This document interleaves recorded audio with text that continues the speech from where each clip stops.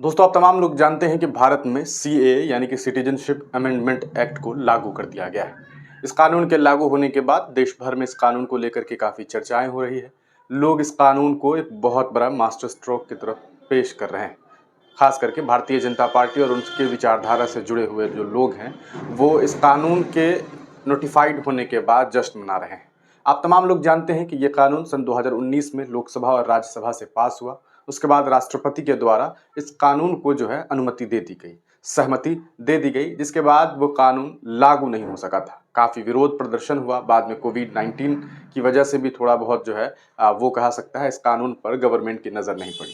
लोगों को लगा कि शायद इस कानून की ज़रूरत नहीं है। लेकिन प्रधानमंत्री नरेंद्र मोदी और उनकी सरकार ने ये बात सोच समझ करके कहीं ना कहीं ये बात सोची हुई और समझी हुई थी उन लोगों के तरफ से कि जब चुनाव का वक्त आएगा उससे कुछ दिन पहले इस कानून को लागू कर दिया जाएगा, ताकि लोगों को ये भी लगे कि मोदी जी ने एक बड़ा मास्टर स्ट्रोक जो है वो पेश कर दिया है और लगे कि बहुत बड़ा काम भी हो गया है। 2019 में प्रधानमंत्री जी के द्वारा जब उनको चुना गया था तो उसी वक्त उन्होंने ये बात कही थी कि हम इसे लागू करेंगे। खैर, ये कानून अब लागू कर दिया गया है।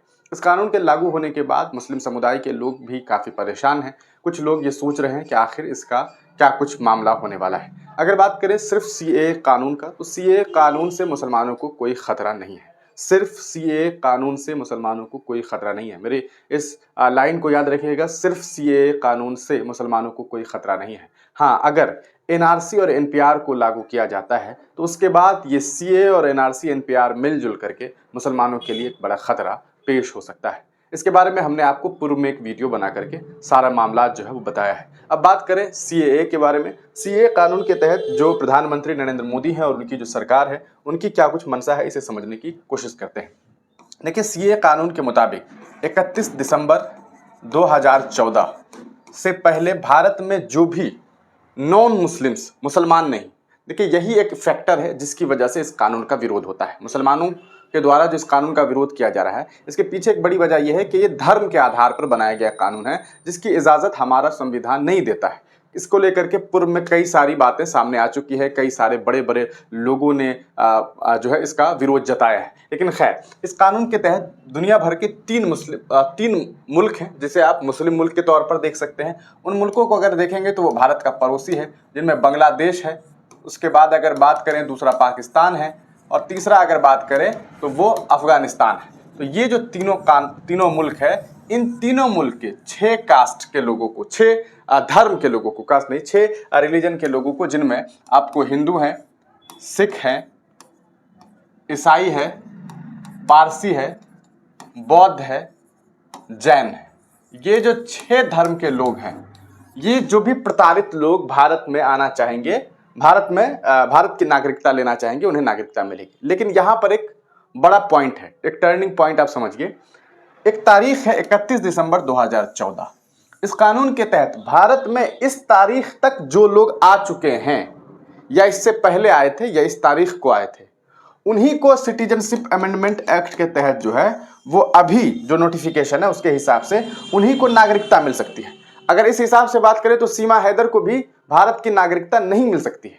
लेकिन खैर, बात करें तो 31 दिसंबर 2014 से पहले जो लोग भारत में शामिल हुए हैं, जिनमें खास करके ये 6 धर्म के जो लोग हैं, इन्हीं को, हाँ, अगर कोई मुसलमान है जो प्रताड़ित महसूस कर रहा है, किसी, अगर मान लेते हैं पाकिस्तान में कोई मुसलमान है जो चाहता है कि नहीं, हम जो है जैसे भारत की मीडिया कभी कभी कहती है कि पाकिस्तान में जो शिया मुस्लिम है उनके साथ जुल्म हो रहा है, तो वो मुसलमान जो है वो यहाँ नहीं आ सकते।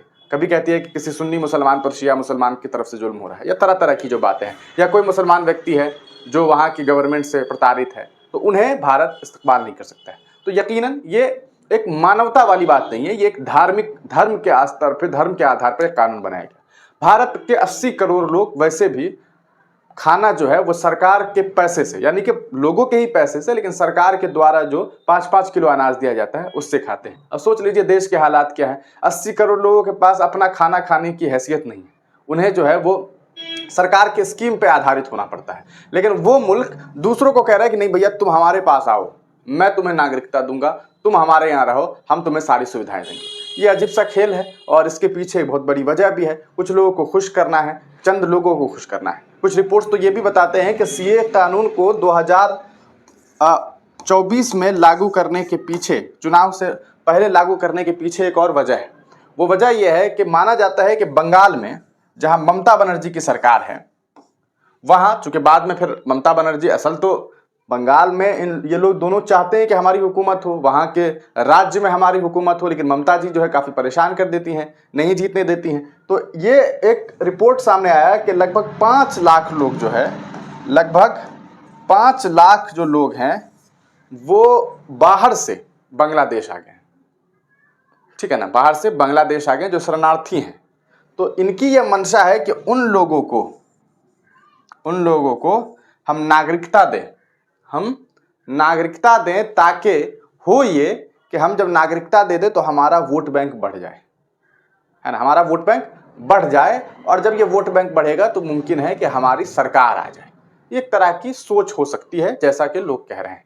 लेकिन सिर्फ सीएए से, हाँ, अगर देखिए, अगर एनआरसी को लागू किया जाता है, जिसके बारे में प्रधानमंत्री जी ने पहले कहा कि इसके बारे में तो कोई चर्चा ही नहीं होती है, लेकिन इन्होंने झूठ कहा था, क्योंकि इन्होंने बार बार ये बात कही कि एनआरसी लागू होगा। अच्छा, देश का हालात देखिए, कानून लागू हुआ, सीए, देश के प्रधानमंत्री, गृह मंत्री, तमाम बड़े बड़े मंत्री ये कहते हैं कि देखिए मुसलमानों को टेंशन लेने की जरूरत नहीं है, उन पर कोई दिक्कत नहीं आने वाली है।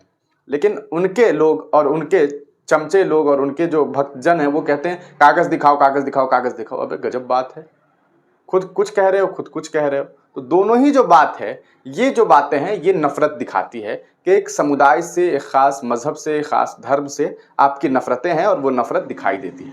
खैर, बात अगर सिर्फ सीएए की करूं तो मैंने पहले भी कहा कि सिर्फ सीएए से मुसलमानों का कोई नुकसान नहीं है, क्योंकि मुसलमानों से कोई कागजात नहीं मांगे जा सकते हैं इस कानून के आधार पर। हाँ, मुसलमानों को इस मुल्क में बाहर के जो पाकिस्तान, अफगानिस्तान या फिर जो बांग्लादेश है, वहाँ के मुसलमान जो प्रताड़ित हैं वो यहाँ नहीं आ सकते हैं। ठीक है ना, तो बस इतनी सी बात है। बाकी रही बात एनआरसी की, अगर एनआरसी होता है तो इसके आधार पर यह हो सकता है। देखिए, एनआरसी होने के बाद मुसलमानों पर क्या नुकसान होगा वो समझिए, तब सीए कितना घातक हो सकता है कि एनआरसी अगर होता है और कुछ मुसलमान अगर कागज नहीं दिखा पाते इस वजह से, क्योंकि कागजात का क्या है, कई कागजात जो हैं, न सिर्फ मुसलमान बल्कि तमाम धर्म मजहब के जो लोग हैं, कई बार सैलाब आया, भूकंप आए, कई सारी आपदाएं आई, परेशानी आई, किसी के घर में आग लग गई, उनसे कागजात खत्म हो गए, जल गए, बह गए। तो ऐसे में क्या होगा, मुसलमान जब कागज नहीं दिखा पाएंगे तो भैया उनकी नागरिकता तो छीनेगी ना। अगर उनकी नागरिकता छीनेगी, और उस वक्त देखिए, ये तो हिंदू, सिख, ईसाई जितने भी 6 धर्म हैं वो प्लस एक मुसलमान, ये 6 भी जब कागज नहीं दिखा पाएगा, और जब ये मुसलमान भी कागज नहीं दिखा पाएगा, तब सोचिए क्या होगा। ये जब 6 लोग कागज नहीं दिखा पाएंगे, तो चूंकि ये जो है 2014 यानी कि 31 दिसंबर 2014 से पहले से भारत में है, तो ये तमाम लोग सीए के आधार पर अप्लाई करेंगे कि देखिए, हम जो हैं वो मुसलमान तो है नहीं, हम दूसरी जगह जाएंगे तो हमें तो प्रताड़ित किया जाएगा, तो इस आधार पर सीए के तहत हमें जो है इस देश में रख लीजिए। तो इन्हें जो है वापस से रखा जा सकता है सीए कानून के आधार पर।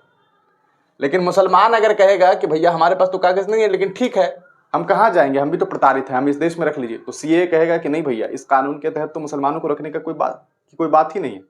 तो ऐसे में ये कानून जो है वो काफी घातक होगा। हाँ, अगर सिर्फ सीए लागू किया जाए, एनआरसी एनपीआर की बात ना हो, तो ये कानून अभी सही है। तो इसलिए मुसलमानों को अभी घबराने की जरूरत नहीं है। जब बात एनआरसी एनपीआर को लेकर के आएगी तब आप तमाम लोग अपनी राय लिखिएगा। हाँ, अभी इस कानून का विरोध जो हो रहा है, उसका विरोध होना चाहिए। वो इसलिए क्योंकि इस कानून को बनाने का जो आधार है वो धर्म है, मजहब है, ह्यूमैनिटी नहीं है। आप तमाम लोग अपनी राय कमेंट सेक्शन में दीजिएगा। तब तक के लिए दीजिए इजाजत, फिर मिलेंगे किसी नई वीडियो के साथ, किसी नई पेशकश के साथ।